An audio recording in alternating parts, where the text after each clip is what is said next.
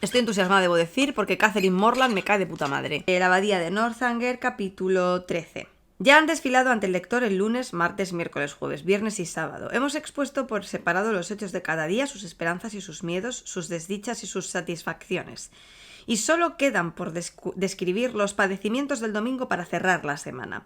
El plan de ir a Clifton no había quedado abandonado, sino tan solo pospuesto. Y en la tarde de ese día, durante la habitual visita al Crescent, volvió a plantearse. Isabela ardía en deseos de ir y James ardía en deseos de complacerla, de manera que en una consulta privada que mantuvieron acordaron que siempre que hiciese buen tiempo, la excursión tendría lugar a la mañana siguiente y que partirían muy temprano para poder estar de vuelta en casa a buena hora. Tras decidirlo así todo y asegurarse la aprobación de Thorpe, ya solo faltaba informar a Catherine del plan. Esta los había dejado unos minutos para ir a hablar con la señorita Tilney. En ese intervalo fue cuando lo acordaron todo, y en cuanto ella volvió a reunirse con sus amigos, le pidieron que accediera a acompañarlos. Sin embargo, en lugar de la alborozada aquiescencia que de ella se esperaba Isabela, a Catherine se le tornó muy serio el rostro y dijo que sintiéndolo mucho no podía ir. El mismo compromiso que tendría que haber impedido que se les uniera en la ocasión anterior era el que hacía imposible que los acompañara esa vez. Acababa de quedar con la señorita Tilney para dar el paseo que tenían pendiente al día siguiente. Ya lo habían convenido así y bajo ningún concepto se iba a retractar. Al instante, los dos Thorpe exclamaron con vehemencia que por supuesto que se tenía que retractar, ya que debían ir a Clifton al día siguiente, pero no lo pensaban hacer sin ella. Tampoco pasaba nada porque retrasara un mero paseo un día más, ni estaban dispuestos a aceptar su negativa, pese a que ello apenaba a Catherine. No se dejó dominar. «No insistas, Isabela», dijo. «He quedado con la señorita Tilney y no os puedo acompañar». Mas no consiguió nada. Al momento la volvieron a agobiar con los mismos argumentos. Tenía que ir, debía ir, y no estaban dispuestos a aceptar su negativa. «Es muy fácil, lo único que tienes que hacer es decirle a señorita Tilney que acabas de recordar que ya tenías un compromiso previo, por lo que le ruegas que aplacéis el paseo hasta el martes». «No, no es tan fácil, no puedo hacerlo, ya que no existe ese compromiso previo». Pero Isabela la acució aún más, hablándole de un modo muy afectuoso y dirigiéndose a ella en los términos más cariñosos. Estaba segura de que su queridísima y dulcísima Catherine no sería capaz de negar una petición tan nimia a una amiga que la quería tanto. Sabía que su adorada Catherine tenía un corazón tan sensible y un carácter tan bondadoso que se dejaba convencer con facilidad por aquellos a los que quería. Mas fue en vano. Catherine sabía que tenía razón y pese a que le afectaban tan tiernas y halagadoras súplicas, no podía permitir que la influenciasen. Entonces Isabela lo intentó de otra manera. Le reprochó que le tuviese más afecto a la señorita Tilney, a pesar de conocerla desde hacía tan poco tiempo, que a sus antiguos y mejores amigos. En definitiva, que se hubiera vuelto tan fría e indiferente hacia ella. «No puedo evitar sentirme celosa, Catherine, cuando veo cómo me menosprecias por una extraña, a mí, que te quiero tanto. Una vez que deposito mi afecto en alguien, ya nada puede cambiarlo. Claro está que creo que mis sentimientos son más fuertes de los que cualquiera. Estoy convencida de que son tan intensos que yo misma vivo en un continuo estado de desasosiego, por lo que reconozco que me duele mucho comprobar que sustituyes mi amistad por la de unos extraños. Por lo que se ve, esos Tilney lo devoran todo». Catherine pensó que ese reproche era tan raro como injusto. ¿Acaso debía una amiga manifestar de ese modo lo que sentía en presencia de otros? Le pareció que Isabela era egoísta y muy poco generosa, y que no le importaba nada salvo su propia satisfacción. No obstante, pese a que esas dolorosas ideas cruzaron su mente, no dijo ni una palabra. Isabela, entretanto, se había llevado el pañuelo a los ojos, por lo que Morland, apesadumbrado por verla así, no pudo contenerse y dijo: «Catherine, no creo que puedas seguir negándote. No es un sacrificio tan grande, y cuando una amiga tan buena te pide que le hagas ese favor, pensaré que eres muy desconsiderada si sigues rechazando acompañarnos». Era la primera vez que su hermano tomaba abiertamente partido en su contra, y como no quería en modo alguno enojarlo, les propuso una solución de compromiso. Con que ellos tan solo pospusieran su plan para el martes, lo cual podía hacer con toda facilidad ya que únicamente dependía de sí mismos. Podría acompañarlos y así todo el mundo quedaría contento.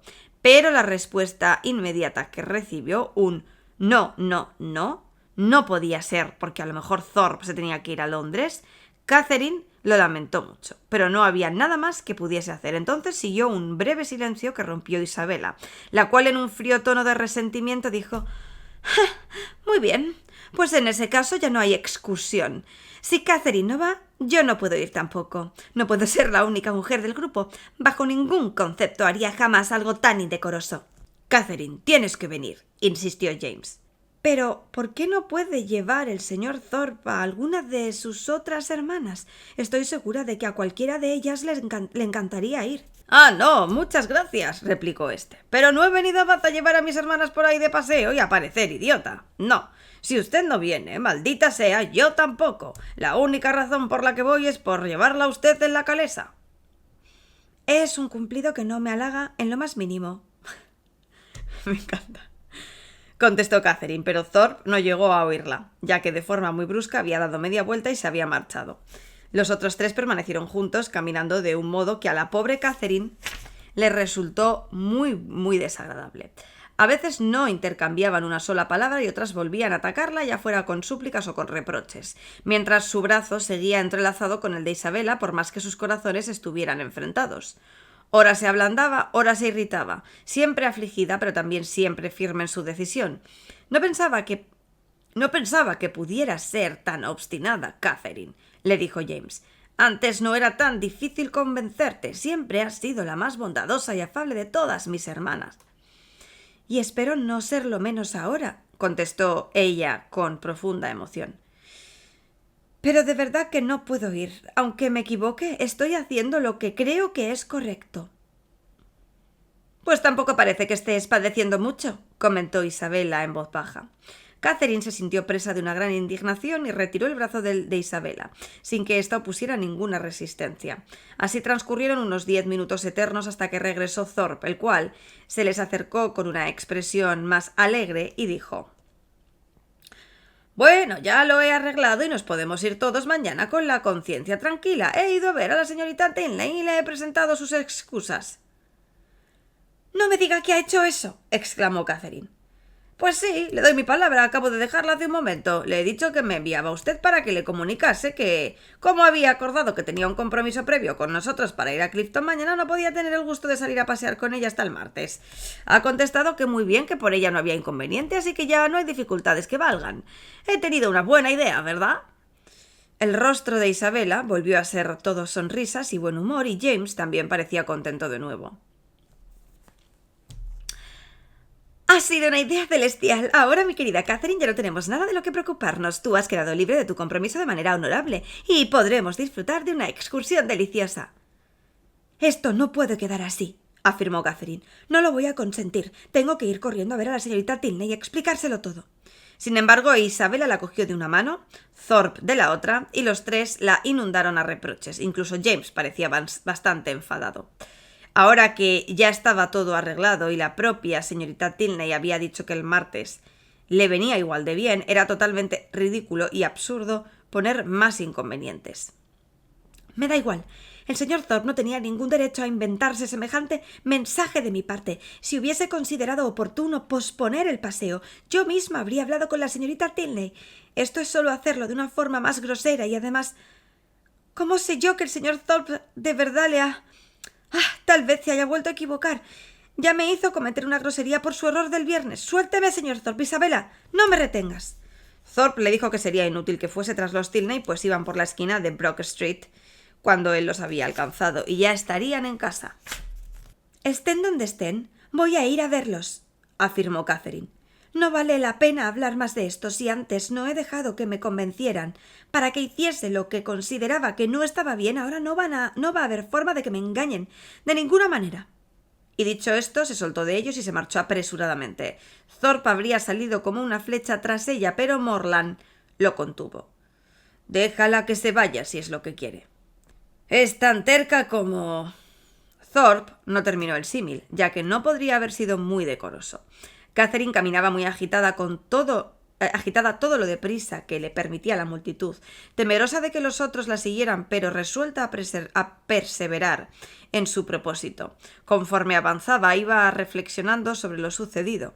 Le dolía decepcionar y disgustar a sus amigos y en particular a su hermano, pero no se arrepentía de haberse resistido a sus intenciones, dejando aparte lo que a ella más le apeteciese hacer, el fallar a la señorita Tilney por segunda vez y retractarse de una promesa que le había hecho voluntariamente tan solo 5 minutos antes.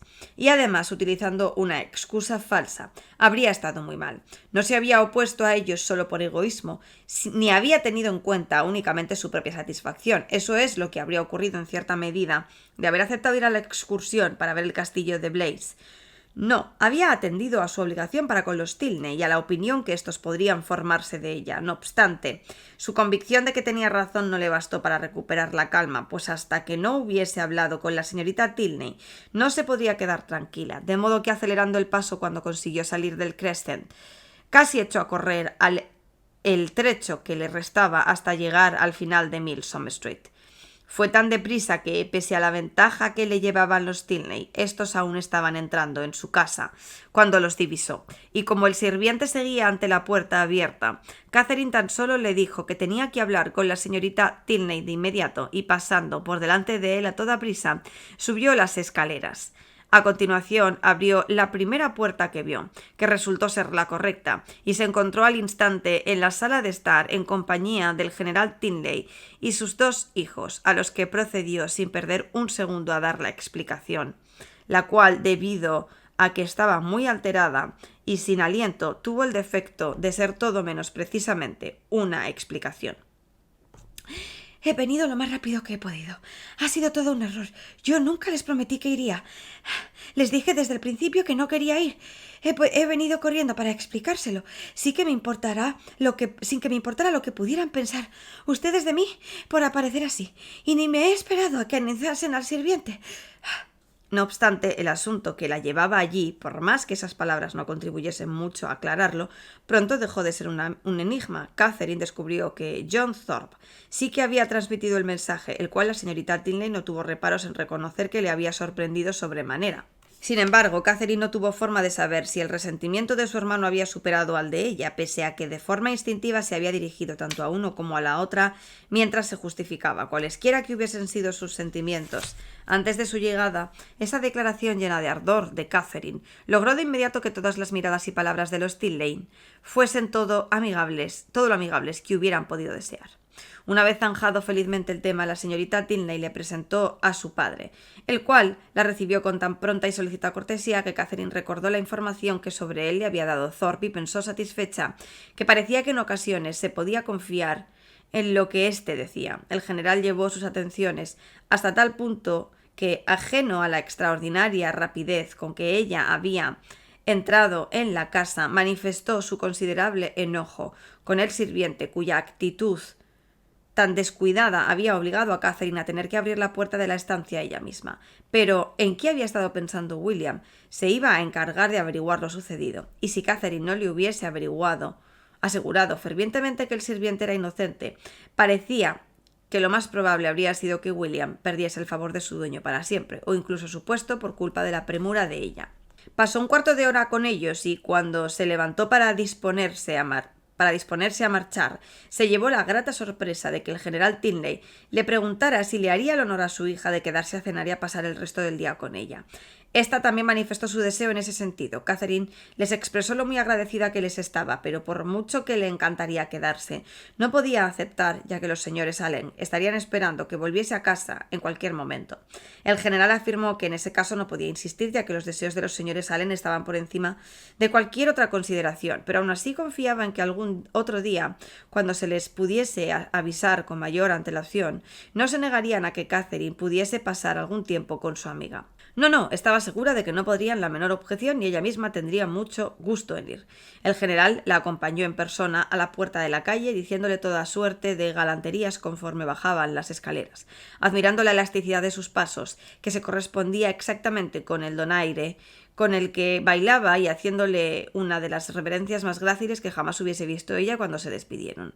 Catherine, encantada con todo lo que había pasado, se dirigió alegremente hacia Putney Street, Caminando tal y como pensó, con gran elasticidad, por más que eso fuese algo que nunca se le había ocurrido antes, llegó a casa sin haberse encontrado con el grupo de los ofendidos, y fue entonces, después de que hubiese resultado victoriosa, si hubiese salido con la suya y se hubiese asegurado de dar el paseo, cuando comenzó, según remitía su revuelo interno, a dudar de si había obrado del todo bien. Un sacrificio siempre era una acción noble, y si hubiese cedido a la petición de los otros, se habría librado de la penosa situación de desairar a una amiga, enojar a un hermano y tal vez por su culpa destruir un plan que habría de proporcionar gran felicidad a ambos. Para tranquilizar su conciencia y determinar a partir de la opinión de una persona imparcial cómo se podía calificar verdaderamente su comportamiento, comentó ante el señor Allen el plan que habían acordado a su hermano y los Thorpe para el día siguiente.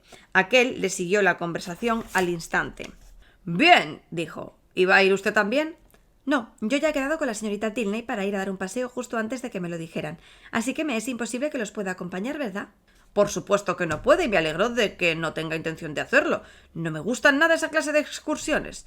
Hombres y mujeres jóvenes yendo por el campo en un carruaje descubierto. De vez en cuando no pasa nada, pero eso de ir a posadas y tabernas juntos no está bien. Y me extraña mucho que la señora Thorpe lo permita. Me alegro de que no esté pensando en ir, pues seguro que no sería nada del agrado de la señora Morland. Querida, ¿no eres de mi opinión? ¿No te parece que esa clase de planes son inaceptables?» «Sí, ya lo creo que lo son», contestó la señora Allen. «Los carruajes descubiertos son muy desagradables. En ellos un vestido no dura limpio ni 5 minutos. Te salpicas al montarte y al bajarte, y el viento te agita el pelo y el sombrero en todas direcciones.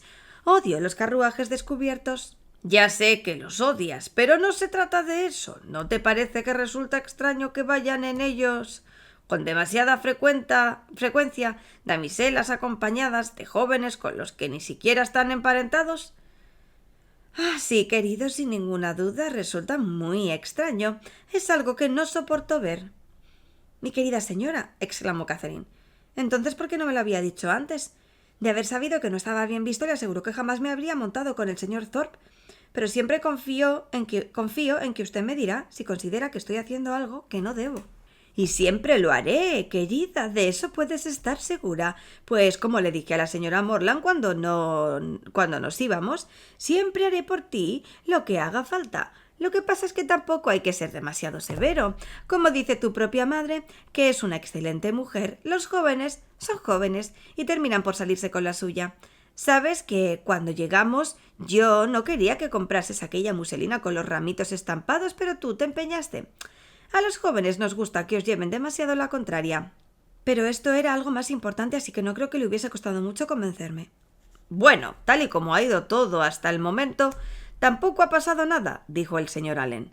«Pero le aconsejaría, querida, que no salga más en carruaje con el señor Thorpe». «Eso es justo lo que iba a decir yo», añadió su esposa. Catherine, aliviada por lo que a ella respectaba, se sintió intranquila por Isabela y, tras meditarlo durante unos instantes, preguntó al señor Allen si no sería adecuado y considerado por su parte escribir a la señorita Thorpe para explicarle esa falta de decoro de la que con toda seguridad ésta debía de ser tan inconsciente como ella misma, pues suponía que de otro modo tal vez Isabela aún tuviese intención de ir a Clifton al día siguiente a pesar de lo sucedido. Sin embargo, el señor Allen la disuadió de tal propósito. «Lo mejor es que la deje en paz, querida, pues ya es lo bastante mayor para saber lo que se hace. Y si no lo sabe, tiene a su madre para aconsejarla. Sin duda la señora Thorpe es demasiado indulgente, pero aún así es mejor que usted no se entrometa. Si su hermano y ella quieren ir, es asunto suyo, y usted solo conseguiría indisponerse con ellos». Catherine asintió y, aunque lamentaba que Isabela fuese a hacer algo que estaba mal, sintió un gran alivio al ver que el señor Allen aprobaba su conducta y se alegró enormemente de que gracias a su consejo no fuese a cometer ella el mismo error. Verdaderamente, al librarse de tener que ir a Clifton, se había librado de algo peor, pues ¿qué habrían pensado de ella los Tinley si hubiese roto su promesa para hacer algo que encima estaba mal? Habría sido culpable de cometer una falta de decoro tan solo para poder ser culpable de cometer otra. Capítulo 14. A la mañana siguiente hacía buen día, por lo que Catherine casi se esperó Un nuevo ataque de los excursionistas, teniendo al señor Allen de su parte.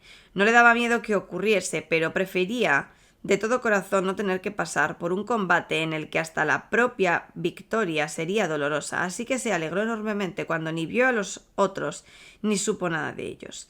Los Tinley pasaron a recogerla a la hora acordada y como no surgiera ninguna nueva dificultad, ni recordatorio repentino, llamada inesperada o inoportuna intrusión que desbaratase sus planes como habría sido lo normal en un caso así, mi heroína, en contra de toda lógica, pudo llevar a cabo su compromiso, aunque fuese con el propio héroe. Decidieron pasear alrededor de Beechen Cliff esa noche, esa noble colina cuyo hermoso verdor y bosquecillo colgante hacen que sea una vista muy admirada desde casi cualquier punto de Bath. Cada vez que la veo, comentó Catherine conforme avanzaban por la ribera del río, pienso en el sur de Francia. Ah, ¿entonces ha estado en el extranjero?, le preguntó Henry, un tanto sorprendido. Oh, no. Solo me refería a lo que he leído. Siempre me recuerda al país por el que viajan Emily y su padre en Los misterios de Udolfo. Claro que supongo que usted no leerá novelas. ¿Y por qué no? Ah, porque me imagino que no tendrán suficiente enjundia intelectual para usted. Los caballeros leen libros mejores. Las personas, ya sea dama o caballero, a la que no agrade una buena novela, ha de ser estúpida hasta los límites de lo soportable. He leído todas las de la señora Radcliffe y la mayoría me gustaron mucho. En cuanto empecé a leer Los misterios de Udolfo, ya no la pude dejar. Recuerdo que la terminé en 2 días, durante los cuales estuve todo el rato con los pelos de punta. Sí, dijo la señorita Tinley, y recuerdo que insististe en leérmela en voz alta, y cuando me tuve que ausentar tan solo 5 minutos para contestar a una nota, en lugar de esperarme te fuiste a caminar por Hermitage Walk, llevándote el libro contigo, por lo que me vi obligada a esperar a que lo terminases para poder continuar con él. Gracias, Eleanor. Ha sido un testimonio que me ha dejado en muy buen lugar. Ah, ¿ves, señorita Morland, lo injustas que eran sus sospechas? Tales eran mis ganas de seguir leyendo el libro que hasta me negué a esperar 5 minutos a mi hermana, rompiendo la promesa que le había hecho de leérselo en voz alta y dejándola con la intriga de lo que sucedería en uno de los momentos más interesantes, al llevarme conmigo el volumen, que además he de añadir que era suyo. Bien pensado, me siento orgulloso de haberlo hecho, pues espero que sirva para que se haga una buena opinión de mí. Me alegro mucho de saberlo y de ahora en adelante ya nunca me avergonzará que me guste tanto Udolfo. Aún así, es cierto que antes pensaba que los caballeros jóvenes despreciaban las novelas de un modo que me resultaba sorprendente. Sí que es sorprendente si de verdad manifiestan tal desprecio, puesto que leen casi tantas como las mujeres. Yo mismo he leído cientos de ellas. No se crea que puede usted competir conmigo en el conocimiento de las historias de tantas y tantas Julias y Luisas. Si nos metemos en detalles y nos dedicamos a hacernos esas preguntas interminables de ¿ha leído esto o ha leído aquello? Pronto se quedará tan detrás de mí como... ¿Qué podría decir? ¿No encuentro un símil apropiado? Sí, tan detrás de mí como dejó su amiga Emily al pobre Valancourt cuando se fue con su tía a Italia. Piense en los años de ventaja que le llevo. Yo ya había empezado a estudiar en Oxford cuando usted aún era una niña. Buena que estaba haciendo de echados en casa. Me temo que no era tan buena, pero dígame en serio, ¿no le parece que Udolfo es el libro más bonito del mundo? Bueno, si con eso se refiere al más espléndido, supongo que dependerá de cómo esté encuadernado. Henry, no seas impertinente, dijo la señorita Tinley. Ah, señorita Morland, está tratándola igual que hace con su hermana. Siempre me está encontrando defectos por alguna palabra que considera mal empleada y ahora se está tomando la misma libertad con usted. No le ha gustado la palabra bonito, tal y como la ha empleado usted. Así que será mejor que la cambie lo antes posible o nos abrumará con referencias a Johnson y Blair durante todo el resto del paseo. Le aseguro que no era mi intención decir nada que no fuese apropiado, pero si me parece un libro bonito, ¿por qué no habría de decirlo? Tiene usted toda la razón, insistió Henry. Y hoy hace un día muy bonito. Estamos dando un paseo muy bonito y ustedes dos son unas damiselas muy bonitas. Es una palabra muy bonita, sin duda, ya que sirve para todo. Quizá en un principio solo se usara como diminutivo de bueno y para referirse a alguna persona agraciada o que se considerase a sí misma como tal. Pero ahora se utiliza para elogiar lo que sea de cualquier manera. Mientras que, de hecho, exclamó su hermana, solo debería aplicarse a ti sin pretender que fuese un elogio, ya que eres más bonito que sabio. Vamos, señorita Morland, dejémoslo meditando sobre nuestros defectos a la hora de emplear la dicción más apropiada y ensalcemos nosotras a Udolfo en los términos que creamos más convenientes. Es un libro muy interesante. ¿Le gustan esa clase de lecturas? A decir verdad, son las únicas que me gustan. No me diga. Bueno, leo poesía, teatro y ese tipo de cosas, y los libros de viajes no me disgustan, pero la historia, la de verdad, tan solemne, no consigo que me interese. ¿Y usted? Sí, me gusta la historia. Ojalá pudiese decir lo mismo. Me obligo a leer libros de historia, pero es que no me cuentan nada que no me irrite, o me canse. Todas esas luchas de papas y reyes con guerras y plagas de peste en cada página. Los hombres son todos unos inútiles, mientras que apenas aparece alguna mujer. Me resulta muy aburrido y, sin embargo, a veces me parece extraño que lo sea tanto, pues buena parte de lo que escriben deben de ser invenciones, los discursos que ponen en boca de los héroes, sus pensamientos e intenciones, la mayor parte de todo eso tiene que ser inventado, y lo inventado es lo que me encanta en los otros libros. Entonces, lo que le pasa es que le parece que los historiadores no aciertan cuando dejan volar la imaginación, dijo la señorita Tinley. Son imaginativos sin provocar interés. Yo soy aficionada a la historia y no me importa en absoluto que lo verdadero esté mezclado con lo falso, pero las imperfecciones, los principales hechos que cuentan, tiene como fuentes de información historias y documentos anteriores en los que supongo que se puede confiar tanto como en cualquier cosa que no ocurra ante nuestros propios ojos. Y en cuanto a esos pequeños embellecimientos de los que habla usted, eso es lo que son y me gustan como tales. Si un discurso está bien redactado, lo disfruto mucho al leerlo, sin que me importe de quién sea en realidad, y probablemente mi deleite sea aún mayor si es de los señores Hume o Robertson, que son las verdaderas palabras que dijeron Caraco, Agricola o Alfredo el Grande. Así que es aficionada a la historia. El señor Allen y mi padre también lo son, y tengo 2 hermanos a los que no les disgusta. Qué curioso que haya tantos casos dentro de mi pequeño círculo de amigos. A este paso ya no me voy a compadecer de los historiadores nunca más. Si a la gente le gusta leer sus libros, entonces no hay ningún problema, pero siempre me ha parecido una suerte muy triste dedicar tanto esfuerzo a rellenar enormes volúmenes que, tal y como pensaba, nadie leería jamás de buena gana, e invertir tanto trabajo únicamente para atormentar a los niños pequeños. Y aunque sé que es una tarea muy loable y necesaria, a menudo me he preguntado qué clase de persona podrían sentarse a propósito a hacer una cosa así. El que eso sea un tormento para los niños pequeños, dijo Henry, es algo que no puede negar nadie que conozca mínimamente la naturaleza humana en nuestro mundo civilizado. No obstante, he de decir en defensa de nuestros historiadores más distinguidos que creo que se ofenderían de saber que no se les supone ningún otro fin más elevado, y que su método y estilo los faculta a la perfección para atormentar a lectores de razón más avanzada, y ya en la edad madura. Utilizó el verbo atormentar como veo que hace usted, en lugar de instruir, partiendo del supuesto que ahora se admitan como sinónimos. Se burla de mí, porque llamo a la instrucción un tormento, pero si estuviese tan acostumbrado como yo a oír a los pobres niños pequeños aprendiendo el alfabeto y después a deletrear, y viera lo ineptos que pueden ser durante toda una mañana entera, al final de la cual mi pobre madre termina agotada, como veo yo cada día que estoy en mi casa, me concedería que atormentar e instruir a veces pueden ser usados como sinónimos. Es muy posible, sin embargo, los historiadores no son responsables de que sea difícil aprender a leer, y tal vez incluso usted misma, que no parece muy partidaria de dar una formación muy severa e intensa, reconozca que bien vale la pena pasar por ese tormento durante 2 o 3 años de la vida de uno con tal de saber leer el resto de ella.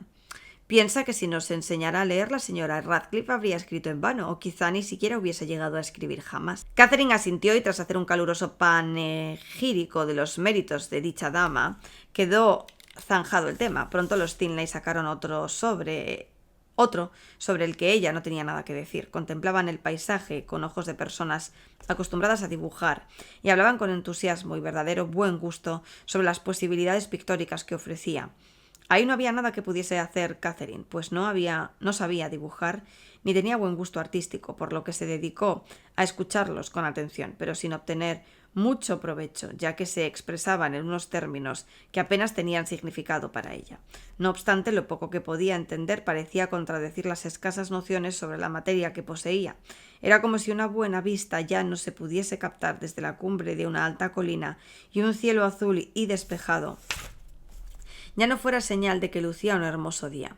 Se avergonzó profundamente de su ignorancia, mas fue una vergüenza innecesaria cuando las personas quieren entablar amistad con otras, siempre deberían mostrarse lo más ignorantes que les sea posible. Llegar con una mente bien informada es llegar con la incapacidad de poder someterse a la vanidad de los demás, lo cual es algo que una persona sensata siempre querrá evitar. Una mujer en especial, si tiene la desgracia de saber algo, hará bien en ocultar lo mejor que pueda. Las ventajas de que una joven hermosa sea al mismo tiempo tonta por naturaleza ya han sido expuestas por la excelsa pluma de otra autora, y a su tratamiento de la cuestión solo añadiré en justicia a los hombres que, aunque para la mayor y más banal parte de ellos la estupidez de las mujeres es un atractivo añadido a sus encantos personales, hay un sector de los mismos que ya son demasiado razonables y están demasiado bien informados para desear otra cosa en la mujer que no sea la ignorancia. Pero Catherine desconocía sus ventajas. No sabía que una joven, atractiva, de corazón afectuoso y mente muy ignorante, no podía dejar de atraer a un joven inteligente a menos que las circunstancias le fuesen particularmente adversas.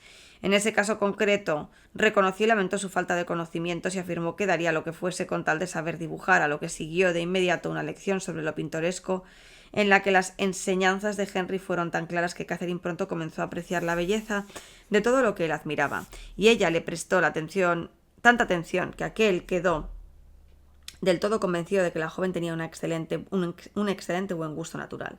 Le habló de primeros planos, de distancias y fondos, de luces y sombras, y Catherine fue una alumna tan aventajada que cuando llegaron a la cima de Beechen Cliff, ella misma descartó voluntariamente que la ciudad de Bath pudiese formar parte de un paisaje.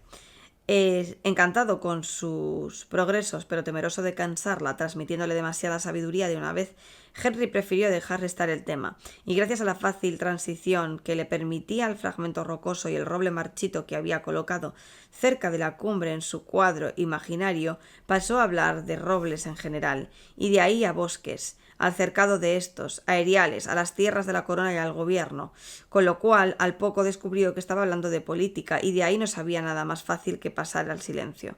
A la pausa general que siguió a su breve disquisición sobre el estado de la nación le puso fin Catherine, la cual en un tono de voz bastante solemne dijo lo siguiente: «Tengo entendido que pronto va a aparecer algo horrible en Londres». «¿De verdad? ¿Y de qué naturaleza?» «Eso no lo sé, ni quién será el autor. Solo he oído que será más horrible que cualquier cosa que haya conocido hasta la fecha». «¡Santo cielo! ¿Y dónde ha oído eso?» «Se lo contaban a una buena amiga mía en una carta que recibió ayer de Londres. Va a ser increíblemente espantoso. Supongo que habrá asesinatos y cosas de ese estilo». «Pero lo explica usted con una calma sorprendente, de todos modos. Espero que lo que contaron a su amiga fuera exagerado. Además, si una maquinación así se conoce de antemano, sin duda el gobierno tomará las medidas adecuadas para que no llegue a llevarse a cabo». «El gobierno», afirmó Henry, intentando contener una sonrisa, «ni desea ni se atreve a interferir en tales asuntos. Debe haber asesinatos sin que el gobierno le importe su número en absoluto». Las damas lo miraron atónitas. Él se rió y añadió: «Veamos, ¿hago que se entiendan entre sí o dejo que intenten aclararse como mejor puedan? No, seré bueno y así demostraré que soy un hombre, tanto por la generosidad de mi alma como por la claridad de mi mente. No soporto a los de mi género que no se dignan a rebajarse para que puedan ser entendidos por las del suyo. Tal vez las aptitudes de las mujeres carezcan de firmeza y agudeza, de vigor e intensidad. Tal vez les falte observación, discernimiento, juicio, ardor, carácter e ingenuo. No haga caso de lo que dice, señorita Morland, pero tenga la bondad de darme más detalles sobre esa terrible revuelta». «¿Revuelta? ¿Qué revuelta?» «Mi querida Eleanor, la revuelta solo existe en tu propia mente. La confusión que reina en ella resulta escandalosa. De lo único terrible de lo que estaba hablando la señorita Morland es de una nueva publicación que está a punto de aparecer, en 3 volúmenes de 276 páginas cada uno, con un frontispicio en la primera en el que figurarán 2 tumbas y un farol. ¿Lo entiendes ahora? Señorita Morland, la estúpida de mi hermana ha confundido todas sus clarísimas explicaciones. Usted ha hablado de que se esperan horrores en Londres, y ella, en lugar de darse cuenta al instante, como habría hecho cualquier persona racional, de que esas palabras solo podían referirse a una biblioteca ambulante, enseguida se ha imaginado que una turba de 3.000 hombres se congregaba en St. George's Fields, que el Banco de Inglaterra era atacado, la Torre de Londres asediada, las calles de la ciudad se llenaban de sangre, que un destacamento del 12º Regimiento de la Caballería Ligera, la esperanza de la nación, acudía desde Northampton a aplastar a los insurgentes, y que el aguerrido capitán Frederick Tinley, que en el momento de cargar a la cabeza de su tropa era derribado de su caballo por un cascote que le lanzaban desde la ventana superior de una casa. Perdónale su estupidez. Sus miedos de hermana se han añadido a su debilidad de mujer, pero por lo general no es ni mucho menos tan boba. Catherine tenía aspecto serio. «Y ahora que ya has conseguido que nos entendamos entre nosotras, Henry», dijo la señorita Tinley, «¿podrías intentar que la señorita Morland también te entendiese a ti? A menos que pretendas que piense que te comportas con tu hermana con una grosería intolerable y que eres un bruto por esas opiniones que tienes de las mujeres en general. La señorita Morland no está acostumbrada a tus rarezas. Estaré encantado de ponerla más al tanto de ellas». «Sin duda, pero eso no explica todo lo que acabas de decir». «¿Y qué debo hacer?» «Lo sabes perfectamente. Limpia con nobleza tu imagen ante ella. Dile que tienes un concepto muy alto de la inteligencia de las mujeres». «Señorita Morland, tengo un concepto muy alto de la inteligencia de todas las mujeres del mundo, y en especial de aquellas con quien en este momento determinado estoy». «Con eso no basta. Haz el favor de ser más serio». «Señorita Morland, no hay nadie que tenga un concepto más alto de la inteligencia de las mujeres que yo. En mi opinión, la naturaleza les ha dado tanta que nunca necesitan usar más de la mitad». De momento no vamos a conseguir nada más serio de él, señorita Morland. Ahora no está formal, pero le aseguro que lo estarían malinterpretando por completo si alguna vez pareciese que decía algo injusto sobre las mujeres o algo grosero de mí. A Catherine no le costó nada creer que Henry Tinley nunca podía obrar mal. Su actitud podía resultar sorprendente en ocasiones, pero su intención siempre tenía que ser justa. Y además estaba casi tan dispuesta a admirar lo que no entendía de él como lo que sí. Todo el paseo fue delicioso, y aunque terminó demasiado pronto, su conclusión también lo fue. Pues sus amigos entraron con ella a su casa, y antes de marcharse, la señorita Tinley, dirigiéndose de forma muy respetuosa tanto a la señora Allen como a Catherine, les rogó que le concedieran el placer de su compañía para cenar 2 días más tarde. No hubo ninguna dificultad por parte de la señora Allen, mientras que la única de Catherine fue intentar disimular el exceso de regocijo que le produjo la invitación. La mañana había transcurrido de una forma tan encantadora que parecía haber borrado todo el sentimiento de afecto y de la amistad de Catherine, pues en ningún momento había pensado en Isabella o en James mientras paseaban. Cuando se fueron los Tinley, recobró esos sentimientos de nuevo, pero durante algún tiempo esa bondad readquirida tuvo escaso resultado, ya que la señora Allen no sabía nada de ellos y, por lo tanto, no tenía ninguna información que darle que pudiera aliviar su preocupación. No obstante, hacia el final de la mañana, al tener que salir Catherine a la calle a por ese indispensable metro de 50 que siempre se ha de comprar sin perder un instante, se encontró en Bond Street con la segunda de las señoritas Thorpe, mientras ésta deambulaba en dirección a Edgar Buildings entre 2 de las jovencitas más encantadoras del mundo, las cuales llevaban toda la mañana siendo sus queridísimas amigas del alma. Por ella se enteró al momento de que había tenido lugar la excursión a Clifton. «Se han ido esta mañana a las 8», le dijo la señorita Ann. «Pero les aseguro que no me dan ninguna envidia. Creo que hemos hecho muy bien, tanto usted como yo, en librarnos de ese engorro. Ir allá tiene que ser lo más aburrido del mundo, ya que en esta época del año no hay ni un alma en Clifton. Belle se ha ido con su hermano, y John llevaba a María». Catherine le manifestó lo mucho que de verdad le alegraba que al final hubiesen arreglado las cosas de ese modo.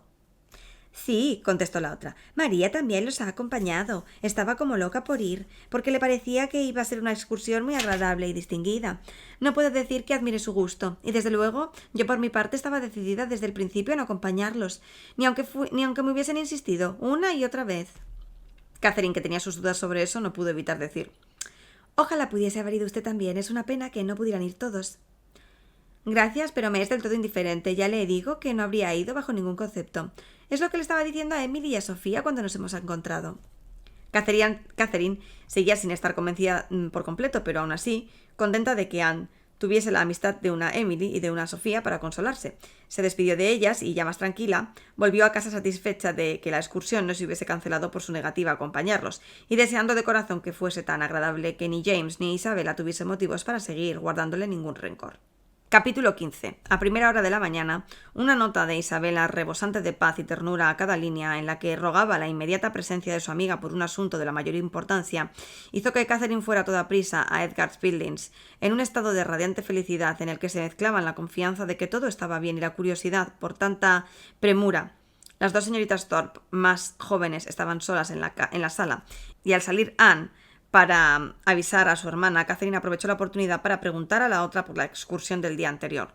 No había nada que hubiese podido complacer más a María, pues ardía en deseos de hablar de eso, y si Catherine se enteró al instante de que había sido el plan más maravilloso del mundo, que nadie se podía hacer una idea de lo encantador que había resultado todo y que había sido más delicioso de lo que nadie se pudiese imaginar, esa fue la información que recibió durante los primeros 5 minutos, mientras que en los siguientes se explayó con mucho más detalle. Le contó que se habían dirigido directamente al Hotel York, donde habían tomado sopa y habían encargado que les preparasen la cena bastante pronto, tras lo que habían ido a los baños a probar las aguas y se habían gastado algo de dinero comprando monederos y espatos. De allí habían entrado en una pastelería a tomar unos helados y después de volver corriendo al hotel habían cenado a toda prisa para evitar que se les hiciera de noche, y a continuación habían disfrutado de un delicioso viaje de vuelta. Aunque no hubiese salido la luna, lloviera un poco y el caballo del señor Morland estuviese tan cansado que apenas podía conseguir que avanzase.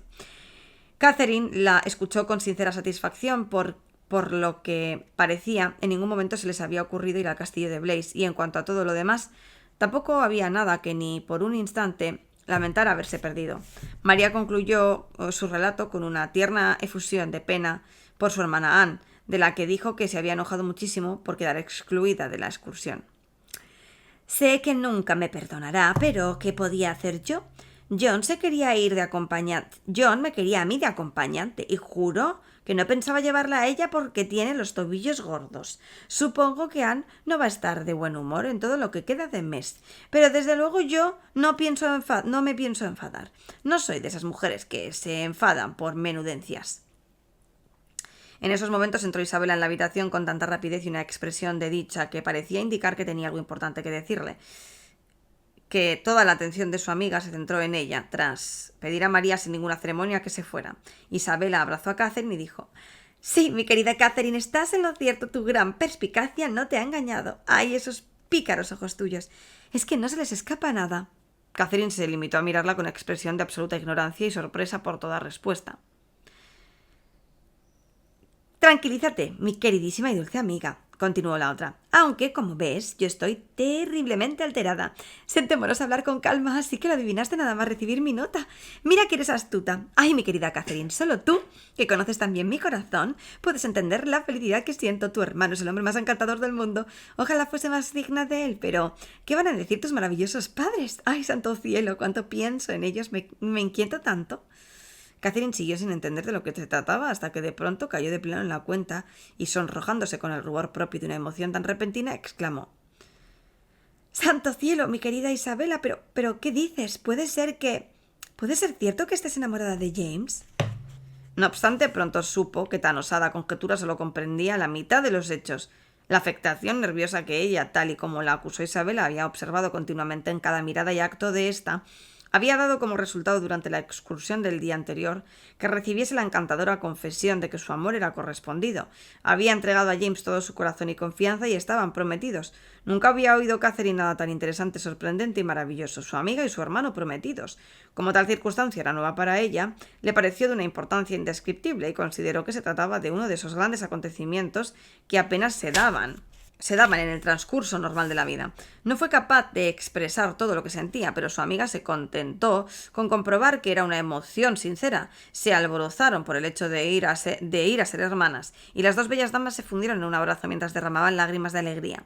No obstante, pese al sincero deleite que embargaba a Catherine ante la perspectiva de entablar ese parentesco, hemos de reconocer que Isabella la superaba con creces a la hora de prever semejante maravilla. Serás muchísimo más querida para mí, adorada Catherine, de lo que son Anne y María. Presiento que voy a estar mucho más unida a la familia de mi amado Morland que a la mía propia. Eso era ya un grado de amistad que superaba al de Catherine. ¿Te pareces tanto a tu querido hermano?, prosiguió Isabela, que te adoré desde el primer momento en que te vi. Claro que eso es lo que me pasa siempre. La primera impresión siempre es decisiva.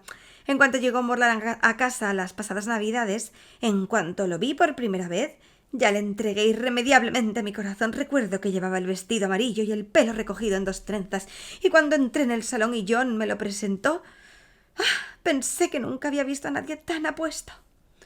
Ahí Catherine tuvo que reconocer que para sus adentros lo poderosa que era la fuerza del amor, pues, pese a lo mucho que quería a su hermano y lo parcial que era con respecto a sus atributos personales, jamás había pensado que fuese apuesto.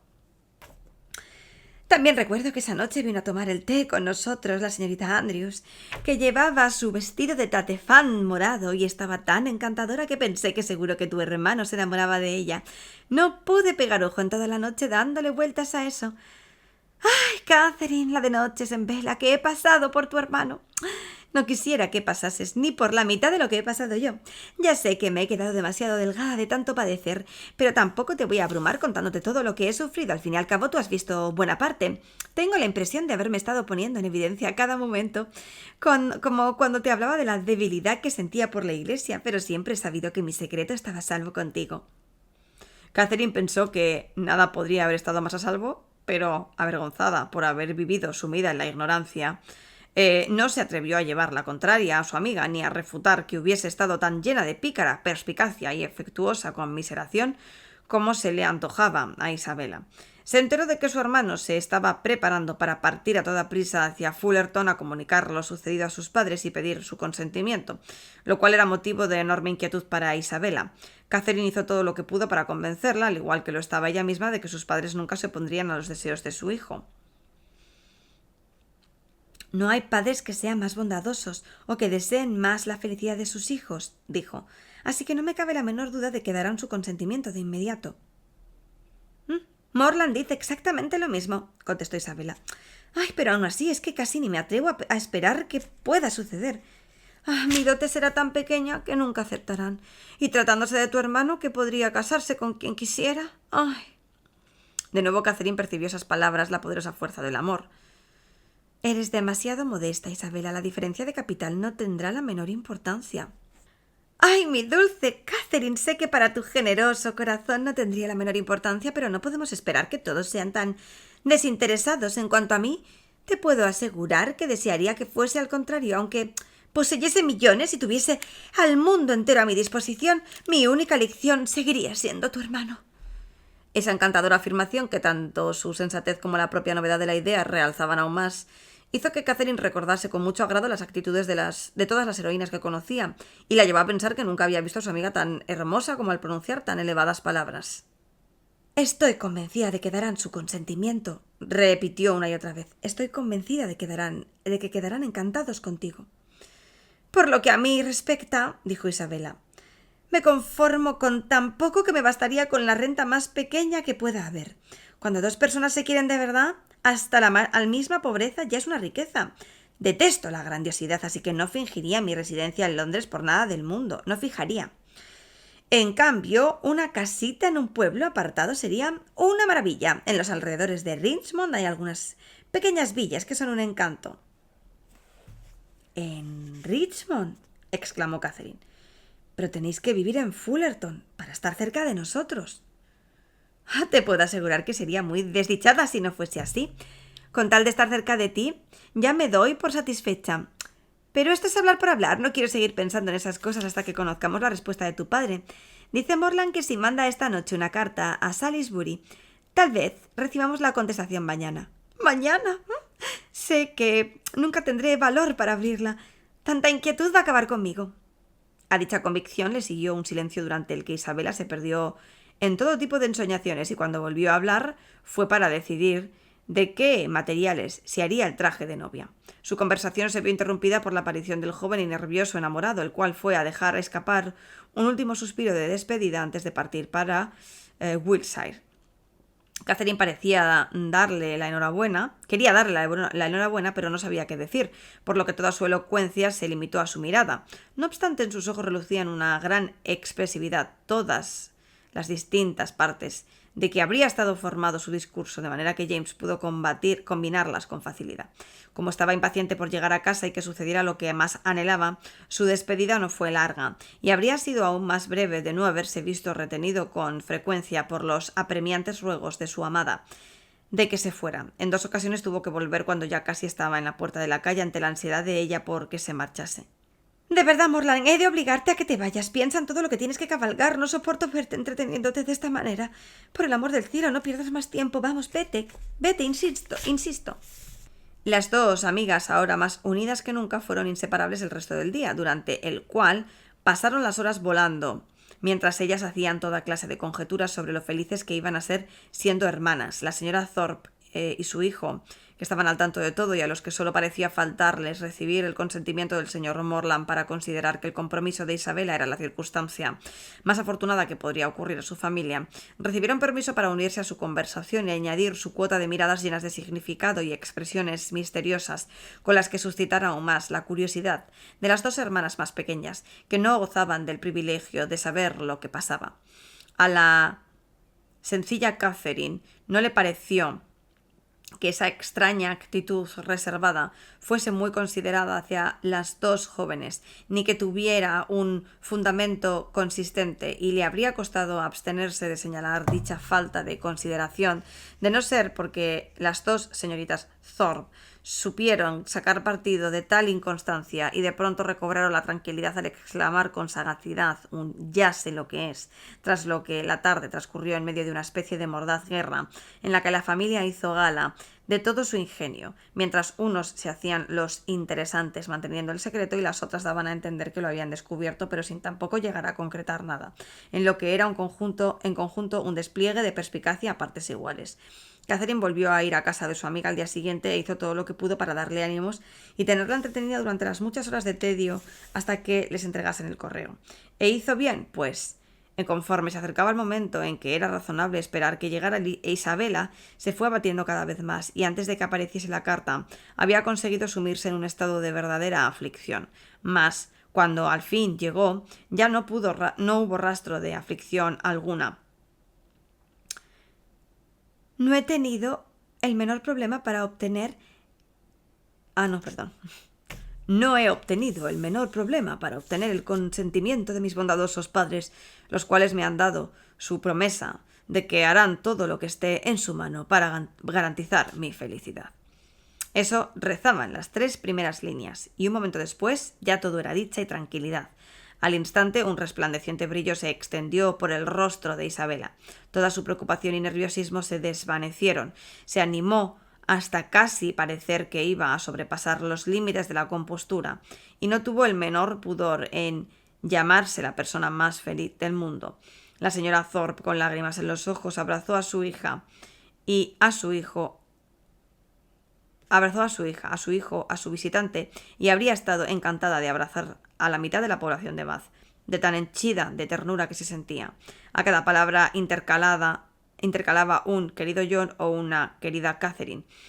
Había que dejar de inmediato que las queridas Anne y María compartiesen su felicidad, y 2 querida, seguidos delante del nombre de Isabela, eran poco para todo lo que su adorada niña se merecía con creces. El propio John no fue más remiso a la hora de manifestar su gozo. No solo concedió al señor Morland el elevado encomio de ser uno de los mejores tipos del mundo, sino que también soltó muchos perjurios de alabanza en su honor. La carta de la que había surgido tanta felicidad era breve, pero pues contenía poco más que esa confirmación de su éxito, dejando James los detalles para cuando pudiese volver a escribir de nuevo. Pero Isabela no tenía ningún problema en esperar a conocer los detalles. Todo lo esencial ya estaba incluido en la promesa del señor Morland, el cual les había dado su palabra de que les facilitaría las cosas, por lo que la forma en que iban a obtener el capital para vivir, ya fuera entregándoles tierras a unos fondos de los que recibiesen sus rentas, era una cuestión que no interesaba a una joven tan desinteresada como ella. Con la información que tenía ya era suficiente para saber que estaba a punto de hacer un matrimonio muy bueno, y dejó volar rápidamente la imaginación para deleitarse con todas las dichas que la acompañarían.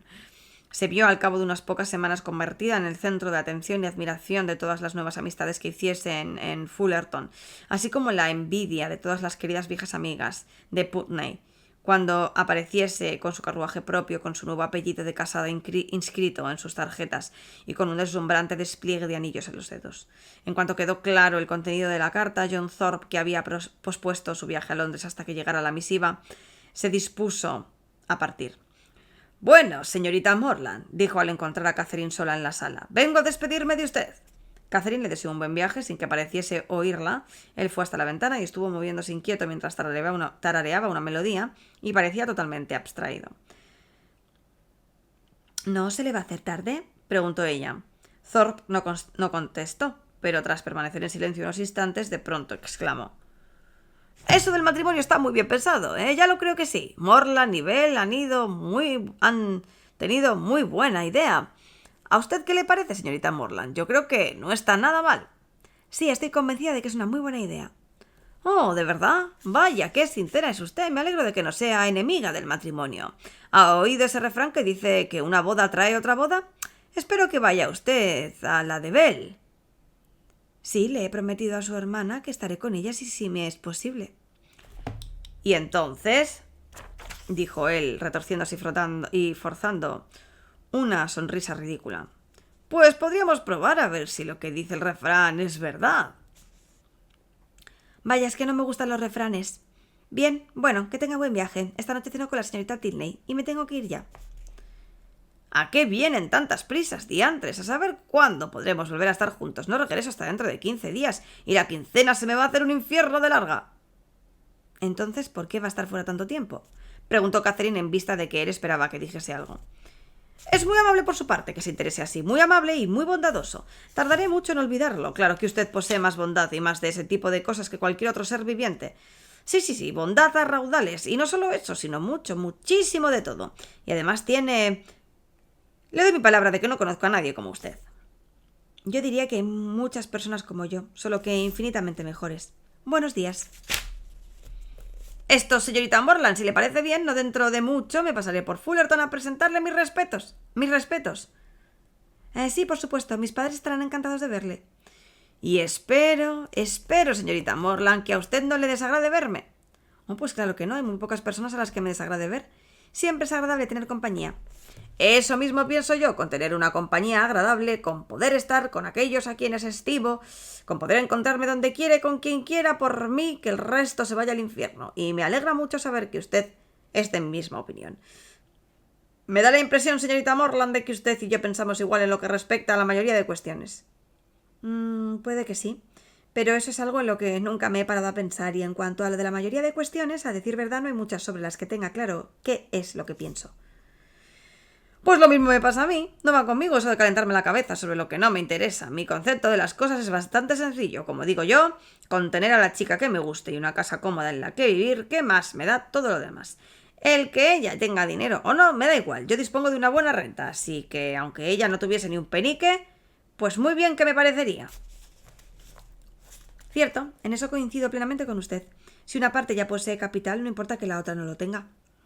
Da igual quién de los dos lo aporte, con tal de que haya bastante para vivir. Aborrezco eso de que una gran fortuna tenga que buscar a otra, y creo que casarse por dinero es de lo más perverso que puede hacer. A ver. Bien, buenos días. Nos alegraremos mucho de recibirle en Fullerton cuando crea oportuno visitarnos». Y Catherine se marchó. Toda la galantería de él fue incapaz de retenerla por más tiempo, con la gran noticia que tenía que comunicar y la visita de esa tarde para la que debía prepararse. No podía retrasar más su partida, por mucho que él lo intentara. Así que se fue y dejó a Thorpe regocijándose por lo bien que le había dado a entender sus intenciones y los ánimos tan explícitos de ella para que perseverara en las mismas. La agitación que la propia Catherine había sentido al enterarse del compromiso de su hermano la indujo a esperar que la noticia provocaría al menos una emoción similar en los señores Allen cuando les comunicase tan maravilloso hecho, mas cuán grande fue su decepción. Tras un largo preámbulo para ir preparándolos para el magno evento, resultó que ambos ya lo habían predicho desde el momento de la llegada de su hermano Abad. por lo que todo lo que sintieron al enterarse se resumió en su deseo de que la pareja fuera feliz, con un comentario por parte del caballero referido a la belleza de Isabela y otro por parte de la dama con respecto a la gran suerte que había tenido ésta. Para Catherine fue un ejemplo inaudito de insensibilidad y, sin embargo, cuando les reveló el gran secreto de que James se había ido a Fullerton el día anterior, la señora Allen fue presa de una gran emoción. No pudo mantener la calma al enterarse, sino que lamentó una y otra vez que hubiese sido necesario mantenerlo oculto y manifestó lo mucho que le había gustado a saber cuáles eran sus intenciones y haberlo visto antes de que se marchara, ya que entonces le habría pedido que saludase a sus padres en su nombre y le diese recuerdos de su parte a todos los Skinner. Fin del capítulo 15.